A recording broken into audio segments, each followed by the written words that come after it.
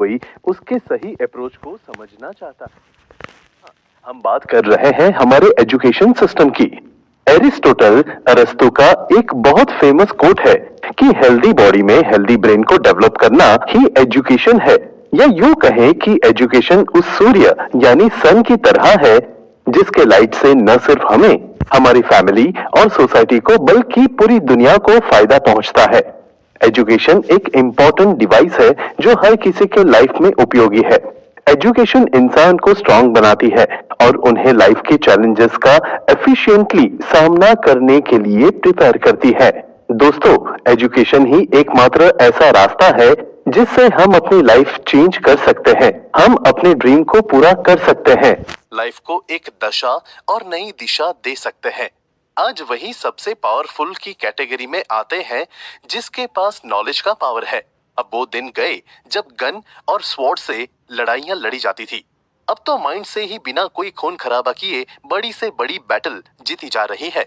आज के दौर में सभी एजुकेशन के इम्पोर्टेंस को समझ रहे हैं, इसलिए लोग अपनी कैपेसिटी से ज्यादा अपने बच्चों के एजुकेशन पर खर्च कर रहे हैं। बड़े और महंगे स्कूल में पढ़ा रहे हैं, फिर भी उन्हें मनचाहा रिजल्ट नहीं मिल रहा है।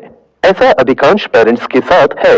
यहाँ सवाल उठता है, आखिर क्यों? आखिर हमसे कहाँ गलती हो रही है?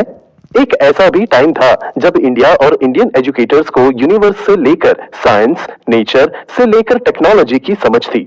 आर्यभट्ट को कौन नहीं जानता? इन्होंने थियोरेटिकल ये प्रूफ किया कि अर्थ गोल है। उन्होंने ही दुनिया को जीरो और डेसिमल का महत्व बताया। आर्यभट्ट को फादर ऑफ ट्रिगोनोमेट्री भी कहा जाता है। उस टाइम दुनिया के अलग अलग हिस्सों से लोग हमसे सीखने आते थे, लेकिन इन दिनों हम कुछ खास नहीं कर पा रहे हैं। ऐसा क्यों? क्या अब हमारे टैलेंट में कमी आ गई है या कोई और बात है? आखिर वर्ल्ड एजुकेशन सिस्टम में वे कौन से बदलाव आ गए हैं जिस कारण से हम पीछे छूटते जा रहे हैं? जब हम टाइम के साथ नहीं चलते हैं तो काफी प्रॉब्लम्स फेस करने पड़ते हैं। ऐसा ही कुछ हमारे एजुकेशन के साथ है। दरअसल हम टेक्नोलॉजी के दौर में जी रहे हैं, लेकिन हमारी एजुकेशन सिस्टम अभी भी 30 साल पुराने मॉडल पर चल रही है। इंडियन एजुकेशन सिस्टम में समय के साथ कुछ चेंज की जरूरत थी, लेकिन वो हुई नहीं। बहुत लंबे समय से इसमें चेंज की मांग की जा रही है।